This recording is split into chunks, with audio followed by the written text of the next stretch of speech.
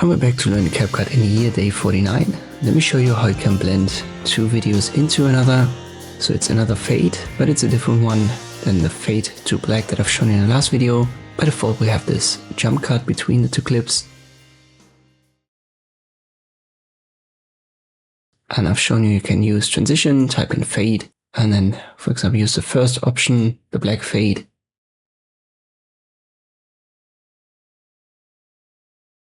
Hit a plus sign, and now the first video will fade to black, and from black we will fade into the second one.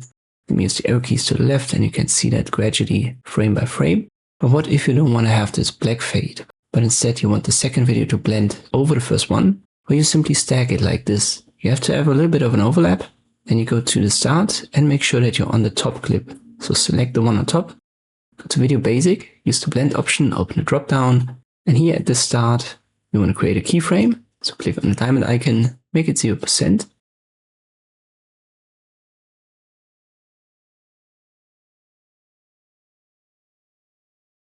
Then move forward to the end position of the first clip below. So right here, we create another keyframe, but it's still for the top clip, and make the opacity 100%. And now if I play it, we still have a fade in of the second video, but there is no fade to black.